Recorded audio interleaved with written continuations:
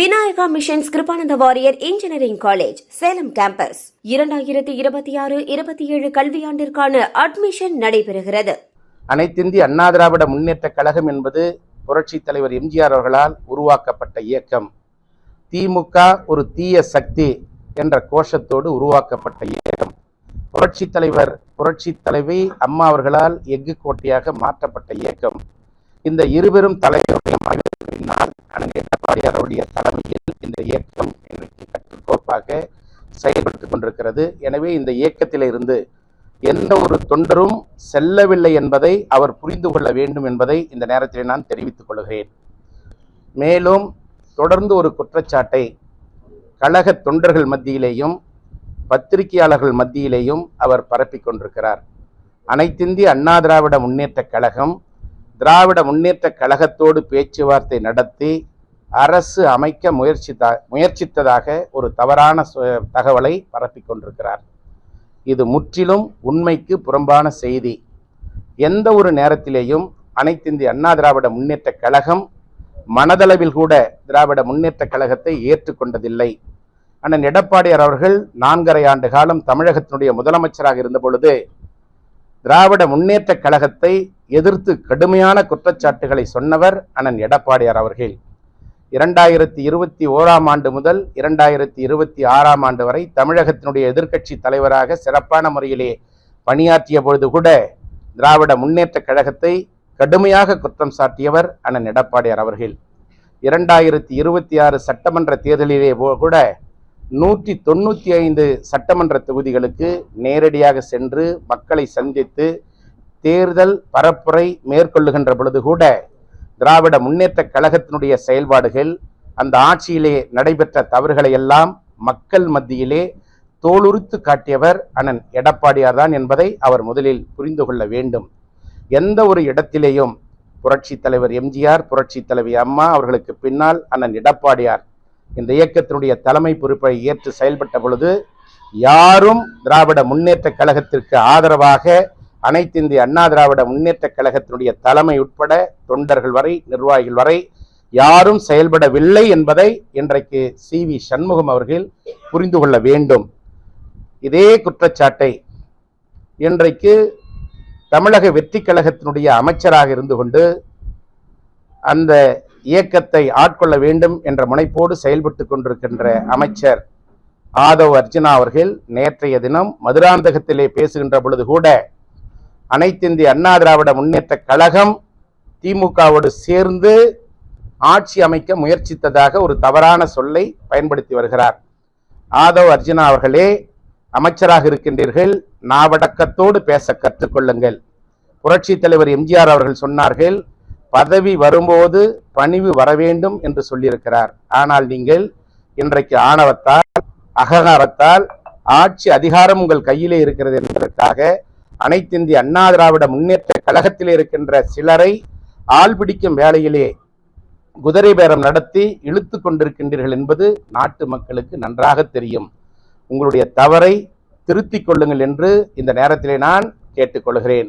மீறினால் அனைத்திந்திய அண்ணா திராவிட முன்னேற்ற கழகத்தினுடைய உண்மையான தொண்டர்கள் கொதித்து எழுவார்கள் என்பதை நீங்கள் புரிந்து கொள்ள வேண்டும். மேலும் திரு CV சண்முகம் அவர்கள் பேசுகின்ற பொழுது அனைத்திந்திய அண்ணா திராவிட முன்னேற்ற கழகம் வெற்றி பெற்ற 47 சட்டமன்ற தொகுதிகளில் 31 சட்டமன்ற தொகுதிகளில் பாட்டாளி மக்கள் கட்சி போட்ட பிச்சையால் தான் அனைத்திந்திய அண்ணா திராவிட முன்னேற்ற கழகம் வெற்றி பெற்றது என்று சொல்லியிருக்கிறார். பாட்டாளி மக்கள் கட்சியை நாங்கள் மனதார ஏற்றுக்கொண்டு கூட்டணியிலே பொதுச் செயலாளர் அவர்கள் இணைத்தார்கள். மேலும் பாரதிய ஜனதா, அம்மா மக்கள் முன்னேற்ற கழகம், தமிழக வெற்றி கழகம், புதிய நீதி கட்சி, தமிழக வெற்றி கழகம், அம்மா மக்கள் முன்னேற்ற கழகம், தமிழ் மாநில காங்கிரஸ் உள்ளிட்ட இயக்கங்களோடு கூட்டணி பேச்சுவார்த்தை நடத்தி அனைத்திந்திய அண்ணா திராவிட முன்னேற்ற கழகத்தினுடைய தலைமையில் ஒரு மாபெரும் கூட்டணியை அமைத்தார்கள். அந்த நேரத்திலே கூட்டணி கட்சி நிர்வாகிகளுக்கு உரிய மரியாதையை அண்ணன் எடப்பாடியார் அவர்கள் தந்தார்கள். அனைத்து கூட்டணி கட்சியினுடைய தலைவர்களோடு அரவணைப்பாக சென்றார்கள். அவருடைய கருத்துக்களை கேட்டறிந்தார்கள். அதற்கு ஏற்ப மிக சுமூகமான நிலையில் இந்த கூட்டணியை அவர் நடத்தி சென்றார்கள். இந்த கூட்டணியுடைய பலத்தால் 47 இடங்களில் அண்ணன் எடப்பாடியார் அனைத்து இந்திய அண்ணா திராவிட முன்னேற்ற கழகத்தின் சார்பிலேயும் மேலும் 6 இடங்களில் கூட்டணி கட்சிகளின் சார்பிலேயும் வெற்றி பெற்று 53 இடங்களில் அனைத்து இந்திய அண்ணா திராவிட முன்னேற்ற கழகம் வெற்றி பெற்றது என்பது உண்மை. பாட்டாளி மக்கள் கட்சி அனைத்து இந்திய அண்ணா திராவிட முன்னேற்ற கழகத்தோடு இல்லாத நேரத்தில் கூட 2011ஆம் ஆண்டு அண்ணன் எடப்பாடியார் அவர்கள் எடப்பாடி சட்டமன்ற தொகுதியிலே தேர்தலிலே போட்டியிட்டு வெற்றி பெற்றார்கள். திரு சி.வி. சண்முகம் அவர்கள் சொல்லுகின்ற பொழுது எடப்பாடி சட்டமன்ற தொகுதியிலே தட்டு தடுமாறிதான் அவர் வெற்றி பெற்றார் என்று ஒரு தவறான குற்றச்சாட்டை சொல்லுகிறார். இது தவறு. இவர்தான் விழுப்புரம் மாவட்டத்திலே தட்டு தடுமாறி வெற்றி பெற்றிருக்கிறார் என்பதுதான் உண்மை. 2011ஆம் ஆண்டு அன்றைக்கு திராவிட முன்னேற்ற கழகம், காங்கிரஸ் பேரிழக்கம், பாட்டாளி மக்கள் கட்சி ஒன்றாக இணைந்து சட்டமன்ற தேர்தலை சந்தித்த போது கூட 2011ஆம் ஆண்டு எடப்பாடி சட்டமன்ற தொகுதியிலே 45,000 வாக்குகள் வித்தியாசத்திலே வெற்றி பெற்றவர் அண்ணன் எடப்பாடியார். அதே போல 2016ஆம் ஆண்டு நடைபெற்ற சட்டமன்ற தேர்தலிலே பாட்டாளி மக்கள் கட்சி தனித்து போட்டியிட்ட போது கூட எடப்பாடி சட்டமன்ற தொகுதியிலே அண்ணன் எடப்பாடியார் அவர்கள் வெற்றி பெற்றவர்கள். அதே போல 2021 தேர்தலிலே பாட்டாளி மக்கள் கட்சியோடு இணைந்து தேர்தலை சந்தித்த அனைத்து இந்திய அண்ணா திராவிட முன்னேற்ற கழகம் மாபெரும் வெற்றி பெற்றது. அண்ணன் எடப்பாடியார் எடப்பாடி சட்டமன்ற தொகுதியிலே வெற்றி பெற்றார்.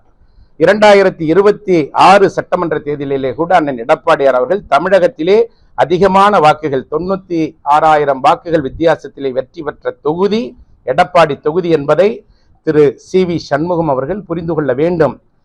எந்த தேர்தலிலேயும் அண்ணன் எடப்பாடியார் அவர்கள் தட்டு தடுமாறி வெற்றி பெறவில்லை என்பதை அவர் முதலில் புரிந்து கொள்ள வேண்டும். 1972 முதல் எடப்பாடி சட்டமன்ற தொகுதியிலே திராவிட முன்னேற்ற கழகம் இதுவரை வெற்றி பெறவில்லை என்பதுதான் உண்மை. இதை அவர் புரிந்து கொள்ள வேண்டும். எடப்பாடி சட்டமன்ற தொகுதி அனைத்து இந்திய அண்ணா திராவிட முன்னேற்ற கழகத்துடைய கோட்டை என்பதை திரு சி.வி. சண்முகம் அவர்கள் புரிந்து கொள்ள வேண்டும்.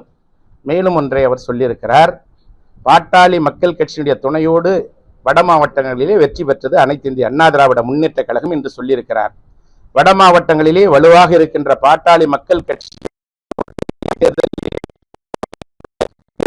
2021ஆம் ஆண்டு நடைபெற்ற சட்டமன்ற தேர்தலில் வெற்றி பெறவில்லை.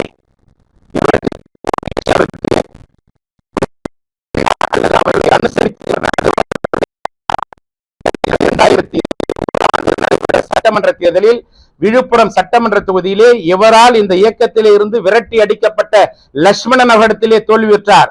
இதற்கு அவரால் பதில் கூற முடியுமா? இந்த இயக்கத்தை பற்றி குறை சொல்வதற்கு சி.வி. சண்முகத்திற்கு என்ன அருகே இருக்கிறது? விழுப்புரம் மாவட்டத்திலே அனைத்து இந்திய அண்ணா திராவிட முன்னேற்ற கழகம் தோல்வியுற்றதற்கு இவர்தான் காரணம் என்பதை இந்த நேரத்திலே நான் கடுமையாக குற்றம் சாட்ட கடமைப்பட்டிருக்கிறேன். நாவடக்கத்தோடு பேச வேண்டும். வளர்த்த இயக்கத்தை பார்த்து குறை சொல்வதற்கு உனக்கு என்ன தகுதி இருக்கிறது? அம்மா அம்மா என்று நேற்றைய தினம் சொல்லுகின்றாயே திரு சி.வி. சண்முகம் அவர்களே, அதே அம்மா அவர்களால் தான் உங்களுடைய மாவட்ட செயலாளர் பதவி எடுக்கப்பட்டது. அதன் பிறகு உங்களுக்கு மாவட்ட செயலாளர் என்ற பதவியை பிச்சை போட்டது அண்ணன் எடப்பாடியார் அவர்கள். அனைத்து இந்திய அண்ணா திராவிட முன்னேற்ற கழகத்திலே அமைப்பு செயலாளர் என்ற பிச்சையை போட்டது அண்ணன் எடப்பாடியார் அவர்கள்.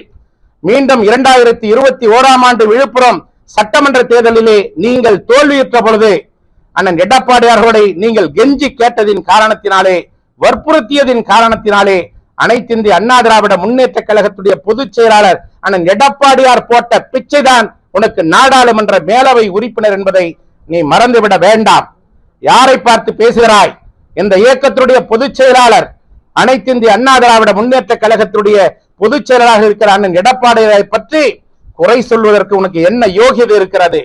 குடும்ப அரசியல் நடத்துவதாக சொல்லுகிறாரே, யாரை பார்த்து சொல்லுகிறாய்? உன்னுடைய மாவட்டத்திலே குடும்ப ஆட்சியை நடத்தி கொண்டிருக்கிற நீ எங்களுடைய பொதுச் செயலாளரை பார்த்து குடும்ப அரசியலை நடத்துகிறாய் என்று சொல்கிறாய். இதுவரை முதலமைச்சராக இருந்த பொழுதும் சரி, இன்றைக்கு பொதுச் செயலாளராக இருக்கின்ற பொழுதும் சரி, அண்ணன் எடப்பாடியாருடைய மகனை பற்றி யாருக்கும் தெரியாது. எந்த விதமான கட்சி நிகழ்ச்சிகளிலோ அரசு நிகழ்ச்சிகளிலோ இதுவரை அவர் கலந்து கொண்டது இல்லை. அவரை இதுவரும் நேரிலே பல பேர் பார்த்தது இல்லை. ஏன் இங்கே அமர்ந்திருக்கின்ற சட்டமன்ற உறுப்பினர்களாகிய நாங்கள் கூட இதுவரை அவரை நேரிலே நாங்கள் சந்தித்தது இல்லை. அப்படிப்பட்ட சூழ்நிலையில் முதலமைச்சராக இருந்த பொழுதும் சரி, இப்போது இந்த இயக்கத்தினுடைய பொதுச் செயலாளராக இருக்கின்ற பொழுதும் சரி, அண்ணன் அவருடைய மகனை எந்த விதமான அரசியல் நிகழ்வுகளிலும் கலந்து கொள்ள அனுமதிக்கவில்லை என்பதுதான் உண்மை. ஆனால் அதே நேரத்தில் விழுப்புரம் மாவட்டத்திலே என்ன நடைபெற்றுக் கொண்டிருக்கிறது?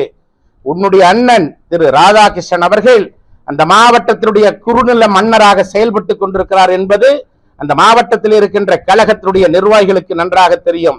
உங்களை மீறி, உங்களுடைய சகோதரரை மீறி யார் பொதுச் செயலாளரை சென்று சந்தித்தாலும் அவர்கள் கட்சியிலே இருந்து கட்டம் கட்டப்பட்டார்கள்.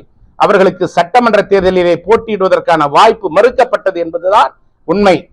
இன்றைக்கு நீங்கள் விழுப்புரம் மாவட்டத்தில் இருக்கின்ற 6 சட்டமன்ற தொகுதிகளில் 2 தொகுதிகள் கூட்டணி கட்சிகளுக்கு போக 4 சட்டமன்ற தொகுதிகளுக்கு நீங்கள் பரிந்துரை செய்த வேட்பாளர்களைத்தான் அண்ணன் எடப்பாடியார் அவர்கள் தேர்தலிலே போட்டியிடுவதற்கு அறிவித்தார்கள். ஆனால் அங்கே என்ன நடந்தது? விழுப்புரம் தொகுதியிலே மயிலம் சட்டமன்ற தொகுதியிலே மட்டும் நீங்கள் வெற்றி பெற்றீர்கள். மாறாக வானூர் சட்டமன்ற தொகுதி, விழுப்புரம் சட்டமன்ற தொகுதி, திண்டிவனம் சட்டமன்ற தொகுதியிலே நீங்கள் பரிந்துரை செய்த வேட்பாளர்களை அறிவித்த அண்ணன் எடப்பாடியார் அவர்கள் அவர்களுக்காக கடுமையாக உழைத்தார்கள். ஆனால் அந்த மாவட்டத்தினுடைய குறுநில அமைச்சராக, குறுநில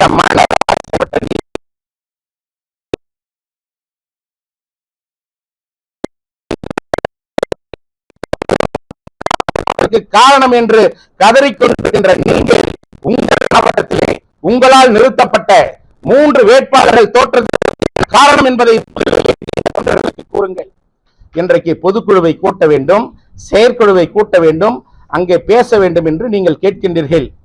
ஆனால் அண்ணன் எடப்பாடியார் இந்த இயக்கத்தை காப்பாற்ற வேண்டும் என்பதற்காக, இந்த இயக்கத்தினுடைய தொண்டர்களுடைய கருத்துக்களை அறிய வேண்டும் என்பதற்காக, ஒரு சட்டமன்ற வேட்பாளர் வெற்றி பெற வேண்டும் என்றால் இந்த இயக்கத்தினுடைய ஆணிவேர்களாக செயல்பட்டுக் கொண்டிருக்கின்ற ஒன்றிய கழக செயலாளர்கள், பேரூர் கழக செயலாளர்கள், நகர கழக செயலாளர்கள், இயக்கத்தினுடைய மாவட்ட கழகத்தினுடைய செயலாளர்கள், மாவட்ட கழகத்தினுடைய நிர்வாகிகள், அந்தந்த மாவட்டங்களிலே பணியாற்றி கொண்டிருக்கிற கழகத்தினுடைய தலைமை கழக நிர்வாகிகள், கழகத்தினுடைய சார்பணி மாவட்ட செயலாளர்கள், கழகத்தினுடைய பொதுக்குழு உறுப்பினர்கள் உள்ளிட்ட அனைவருடைய கருத்துக்களை கேட்டு செயல்பட வேண்டும் என்ற எண்ணத்தின் அடிப்படையில் தான் ஒவ்வொரு மாவட்டமாக அனைத்து இந்திய அண்ணா திராவிட முன்னேற்ற கழகத்துடைய பொதுச் செயலாளர் தலைமை கழகத்திலே அவர்களை அழைத்து அவர்களுடைய கருத்துக்களை கேட்டறிந்து அந்த கருத்துகளின் அடிப்படையில் செயற்குழுவை கூட்டி, பொதுக்குழுவை கூட்டி உரிய நடவடிக்கை எடுக்கப்படும் என்று ஏற்கனவே மாவட்ட கழகத்துடைய செயலாளர்கள் கூட்டத்திலே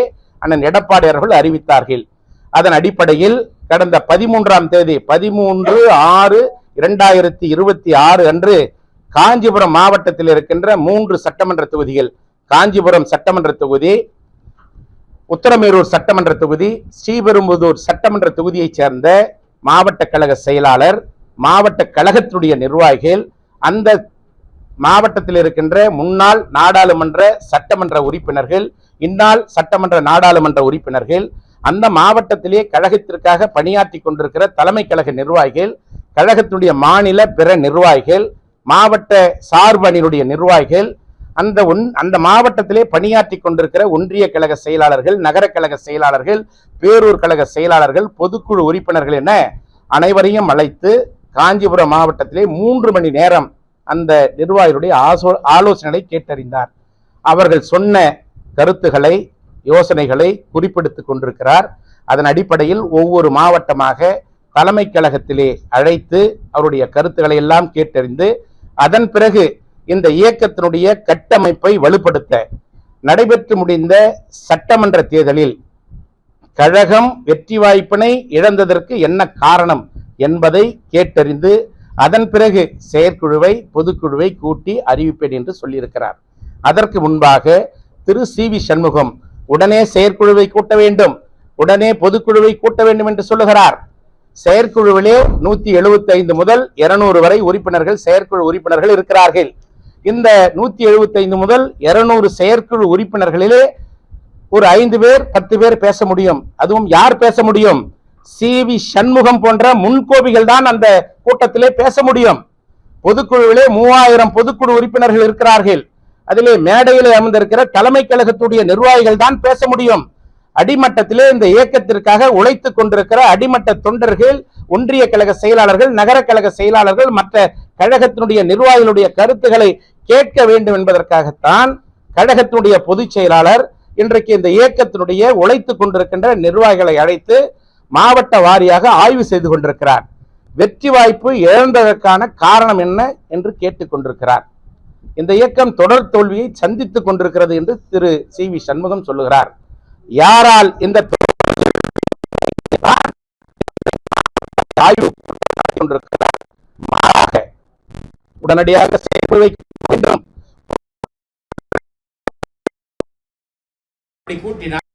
செயற்குழு இவரை போன்றவர்கள் தான் பேச முடியும், பொதுக்குழு இவரை போன்றவர்கள் தான் பேச முடியும்.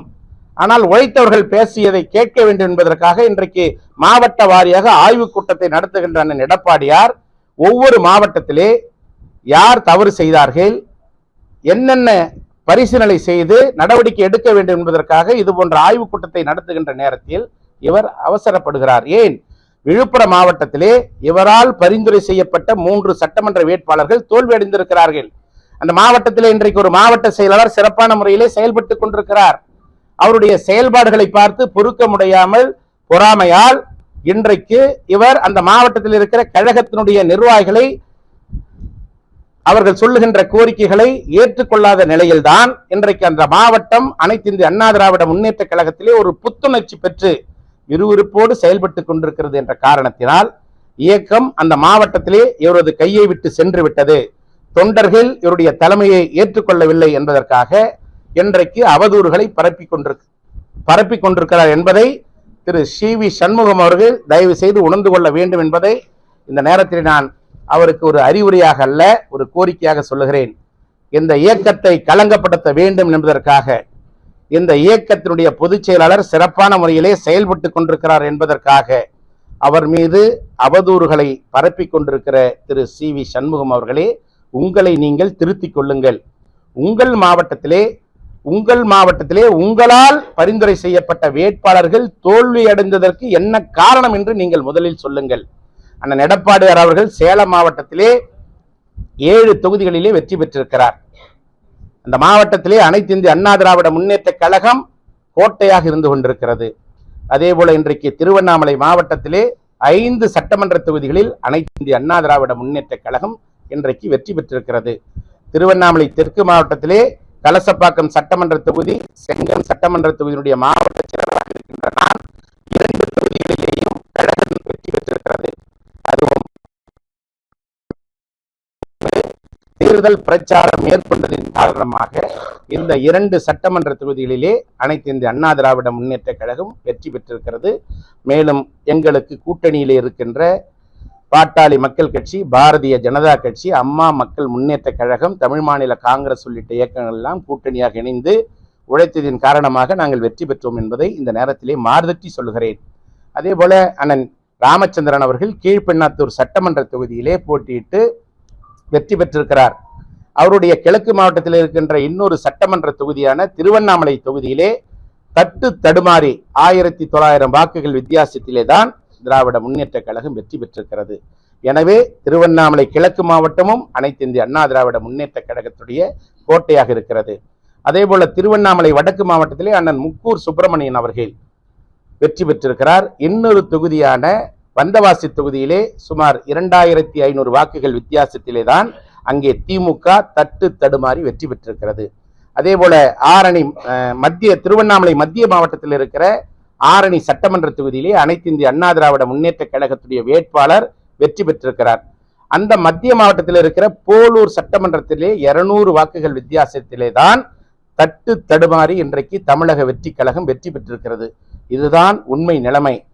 இதுபோல பல மாவட்டங்களில் அனைத்து இந்திய அண்ணா திராவிட முன்னேற்ற கழகம் அண்ணன் எடப்பாடியார் தலைமையில் வெற்றி பெற்றிருக்கிறது என்பதை திரு சி.வி. சண்முகம் அவர்கள் உணர்ந்து கொள்ள வேண்டும். இந்த மாவட்டத்திலே நாங்கள் ஒற்றுமையாக இருக்கிறோம், கழகத்தினுடைய நிர்வாகிகள் ஒற்றுமையாக இருக்கிறார்கள். இங்கே இருக்கின்ற கூட்டணி கட்சிகளை நாங்கள் மதிக்கிறோம், எங்களை அவர்கள் மதிக்கிறார்கள். அதனால்தான் திருவண்ணாமலை மாவட்டம், சேலம் மாவட்டம் போன்ற பல்வேறு மாவட்டங்களிலே அனைத்து இந்திய அண்ணா திராவிட முன்னேற்ற கழகம் வெற்றி பெற்றிருக்கிறது. ஆனால் உன்னுடைய விழுப்புரம் மாவட்டத்திலே என்ன நிலைமை? கூட்டணி கட்சியோடு நீங்கள் அனுசரித்து செல்லவில்லை, அவர்களை நீங்கள் மதிக்கவில்லை என்பதுதான் கூட்டணி கட்சி தலைவர்களுடைய குற்றச்சாட்டு என்பதை நீங்கள் முதலில் உணர்ந்து கொண்டு உங்களுடைய தவறுகளை நீங்கள் புரிந்து கொண்டு அதற்கு ஏற்ற வகையில் நீங்கள் செயல்பட வேண்டும். குடும்ப அரசியல் என்று சொல்வதை நிறுத்திக் கொள்ளுங்கள். முதலிலே உன்னுடைய மாவட்டத்திலே உன்னுடைய குடும்ப அரசியலை நிறுத்திக் கொள்ள வேண்டும் என்று இந்த நேரத்திலே நான் கேட்டுக்கொள்கிறேன். தொடர்ந்து இந்த இயக்கத்தையும் இந்த இயக்கத்தினுடைய தொண்டர்களையும் இழிவுபடுத்தி கொண்டிருக்கிற திரு சி.வி. சண்முகம் அவர்கள் அனைத்திந்திய அண்ணா திராவிட முன்னேற்ற கழகத்தை கில்லுக்கிரையாக நினைக்க வேண்டாம். இந்த இயக்கம் என்பது அனைத்திந்திய அண்ணா திராவிட முன்னேற்ற கழகம் இன்றைக்கு தொண்டர்களால் உருவாக்கப்பட்ட இயக்கம் என்பதை நீங்கள் புரிந்து கொள்ள வேண்டும். உங்களை போன்ற எஜமானர்கள் தொண்டர்களை அனுமதிப்படுத்த முடியாது. இந்த இயக்கம் அனைத்திந்திய அண்ணா திராவிட முன்னேற்ற கழகத்தினுடைய தலைவர்களாக இருந்த புரட்சி தலைவர் எம்ஜிஆர், புரட்சி தலைவி அம்மா, இன்றைக்கு அண்ணன் எடப்பாடியார் தலைமையில் மிக சிறப்பான முறையிலே செயல்பட்டு கொண்டிருக்கிறது என்பதை நீங்கள் உணர்ந்து கொள்ள வேண்டும்.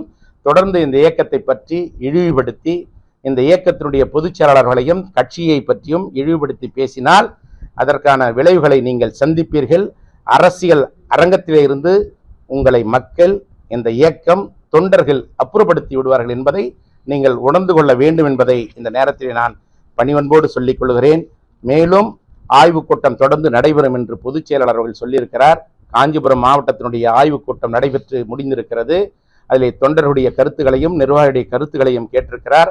அதே போல மற்ற மாவட்டங்களிலே அனைத்து நிர்வாகிகளையும் அழைத்து அவருடைய கருத்துக்களை கேட்ட பிறகு அனைத்திந்திய அண்ணா திராவிட முன்னேற்ற கழகத்துடைய செயற்குழுவை அண்ணன் எடப்பாடியார் கூட்டுவார்.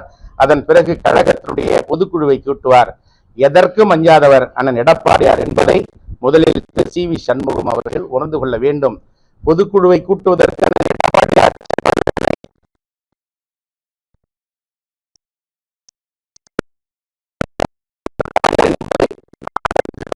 நீங்களும் அறிந்திருக்கின்றீர்கள். ஆனால் இன்றைக்கு இந்த இயக்கத்திலே ஒரு குழப்பத்தை ஏற்படுத்த வேண்டும் என்பதற்கு தவறான செய்திகளை சொல்லிக் கொண்டிருக்கிற திரு சி.வி. சண்முகம் அவர்களே, உங்களுடைய வார்த்தைகளை கட்டுப்பாடோடு நிறுத்திக் கொள்ளுங்கள். அதுதான் உங்களுக்கு நல்லது என்பதை இந்த நேரத்திலே சொல்லி, அனைத்திந்திய அண்ணா திராவிட முன்னேற்ற கழகம் இன்றைக்கும் அண்ணன் எடப்பாடியார் பின்னால் உறுதியாக வருகின்ற எந்த தேர்தலாக இருந்தாலும், உள்ளாட்சி அமைப்புகளுக்கான தேர்தலாக இருந்தாலும் அல்லது வருகின்ற சட்டமன்ற நாடாளுமன்ற தேர்தலாக இருந்தாலும், எந்த தேர்தலிலும் அண்ணன் எடப்பாடியார் தலைமையிலே அமைகின்ற கூட்டணி தான் தமிழகத்திலே வெற்றி பெறும் என்பதை இந்த நேரத்திலே தெளிவாக சொல்லிக் கொள்கிறேன். தமிழக சட்டமன்றத்தில் எதிர்கட்சிகளே இல்லாத நிலையை ஏற்படுத்த போறார் முதலமைச்சர் விஜயன் சொல்லி இந்து சமய அறநிலையத்துறை அமைச்சர் ரமேஷ் சொல்லியிருக்காங்க. அரசியல் என்றால் என்னவென்றே தெரியாதவர்கள் எல்லாம் இன்றைக்கு உளறிக் கொண்டிருக்கிறார்கள். தமிழக அரசியல் என்பது நீண்ட பாரம்பரியம் கொண்ட ஒரு தமிழ்நாட்டில் 50 ஆண்டுகால அரசியல் வரலாற்றை கொண்ட அனைத்திந்திய அண்ணா திராவிட முன்னேற்ற கழகத்தை அரசியல் களத்திலே இருந்து யாராலும் அப்புறப்படுத்த முடியாது என்பதை அவர்கள் உணர்ந்து கொள்ள வேண்டும்.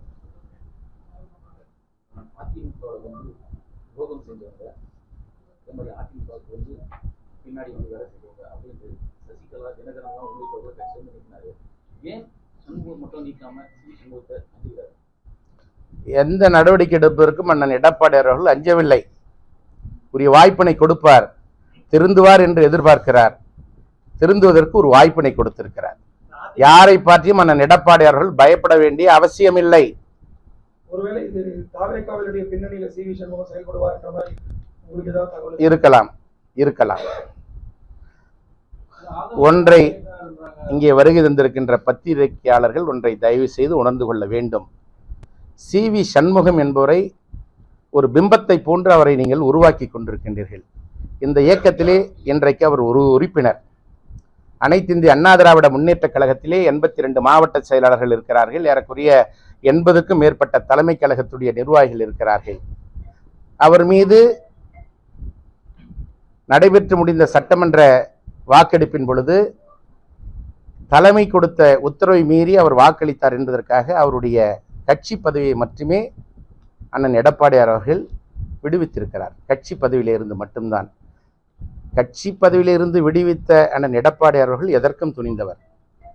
யார் தவறு செய்தாலும் அவர்கள் மீது மாண்புமிகு அம்மாவை போல உடனடியாக நடவடிக்கை எடுக்கக்கூடிய ஒரு ஆற்றல் மிகுந்தவர் அண்ணன் எடப்பாடியார் என்பதை கழகத்தில் இருக்கின்ற நிர்வாகிகள் அனைவரும் நன்றாக அறிவார்கள். அதன் அடிப்படையிலே தான் தவறு செய்தவர்கள் மீது உரிய நடவடிக்கை எடுத்தார்கள்.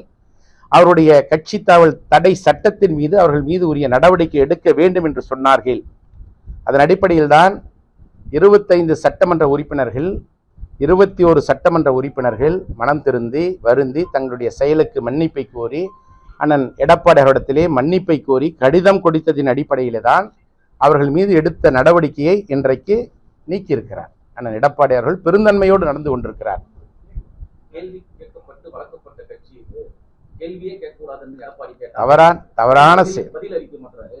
தொண்டர்கள் தோல்வி எல்லாமே உணர்ந்துட்டாங்க, ஆனா எடப்பாடி தோல்வி உணராம இருக்காருன்னு சொல்லிட்டு இது தவறான ஒரு கருத்து.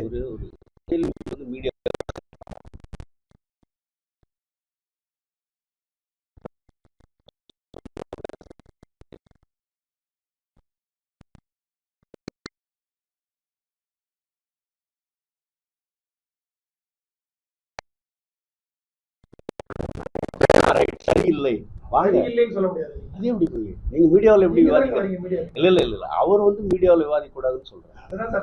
சண்முகம் கட்சி சார்ந்த விஷயங்களை பொதுச் செயலாளரிடம் நேரடியாகவோ தலைமை கழகத்துக்கு பேசுறதுக்கு எந்த தடையும் இல்லையே. அவர் அப்படி செய்யலாமே, அதை விட்டுட்டு மீடியாவில் விவாதிக்கிறார். இல்ல உங்களை சொல்லணும், மீடியாவில் அவர் விவாதிக்கிறாருன்னு சொல்றேன்.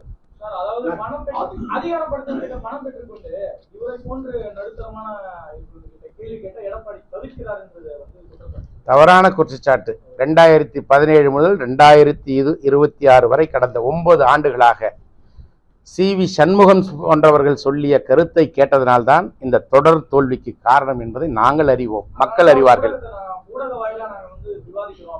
தவறு. கட்சி தலைமைக்கு கட்டுப்பட வேண்டும். இதுதான் இந்த இயக்கத்தினுடைய அடிப்படை விதி.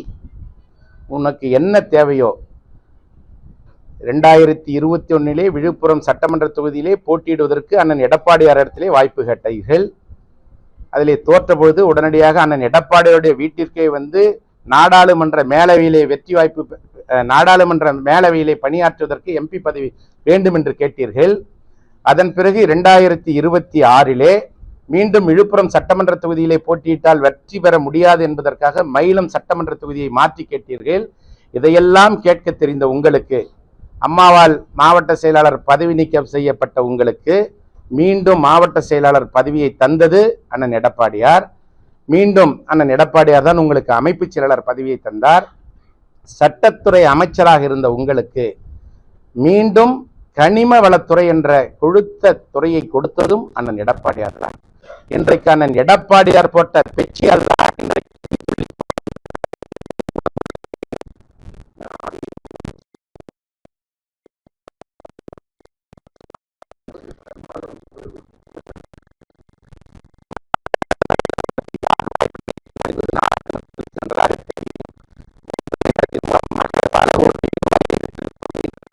தமிழக வெற்றி கழகத்திலே சேர்ந்த திருமதி அருகதையும் இல்லாத ஒரு அவரை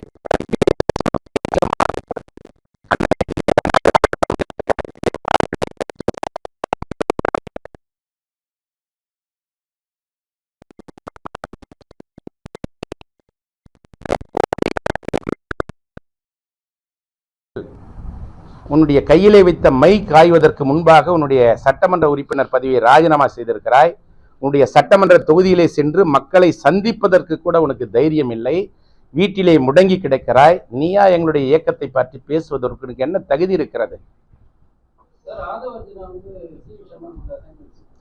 ஆதவர்ஜனா ஒரு அமைச்சரே அல்ல, ஆள் பிடிக்கும் வேலையைத்தான் பார்த்து கொண்டிருக்கிறார்.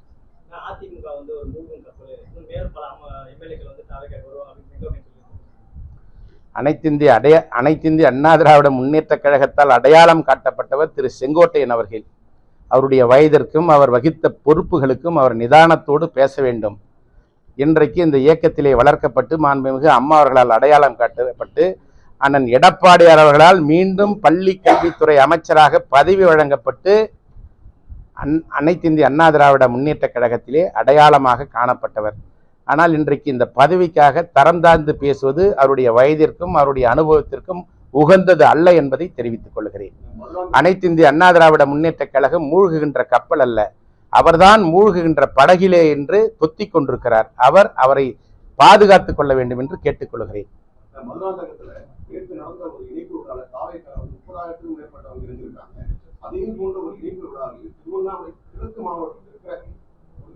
தொண்டர்களையும் அழைக்கும் போறதா ஒரு தகவல் வந்திருக்கு. இதனை தடுக்க வேண்டாம்னு சொல்லி அதிமுக உண்மை தொண்டர் ஒரு கோரிக்கை வச்சிருக்காங்க. திருவண்ணாமலை மாவட்டம் அனைத்து இந்திய அண்ணா திராவிட முன்னேற்ற கழகத்துடைய கோட்டை. இது அனைத்து இந்திய அண்ணா திராவிட முன்னேற்ற கழகத்துடைய கோட்டை என்ற காரணத்தினால்தான் திருவண்ணாமலை மாவட்டத்திலே 5 சட்டமன்ற தொகுதிகளை கழகம் வென்றிருக்கிறது. 2 சட்டமன்ற தொகுதிகளிலே திராவிட முன்னேற்ற கழகம் தட்டு தடுமாறி வெற்றி பெற்றிருக்கிறது. 200 வாக்குகள் வித்தியாசத்திலே மட்டும்தான் போலூரிலே தமிழக வெற்றி கழகம் வெற்றி பெற்றிருக்கிறது. எனவே இந்த மாவட்டத்திலே தொண்டர்கள் யாரும் செல்ல மாட்டார்கள். இந்த இயக்கத்திலே பதவி அனுபவித்தவர்கள் முன்னாள் நிர்வாகிகள் சிலர், முன்னாள் சட்டமன்ற உறுப்பினர், முன்னாள் நாடாளுமன்ற உறுப்பினர், முன்னாள் கூட்டுறவு வங்கியிலே பதவி வகித்த சிலர்தான் பதவியை எதிர்நோக்கி சென்று கொண்டிருக்கிறார்கள். எனவே இந்த மாவட்டத்திலே எந்த ஒரு தொண்டரும் அங்கே செல்லவில்லை என்பதுதான் உண்மை. Vinayaka Missions Kirupananda Variyar engineering college Salem campus 2026-27 கல்வியாண்டிற்கான அட்மிஷன் நடைபெறுகிறது.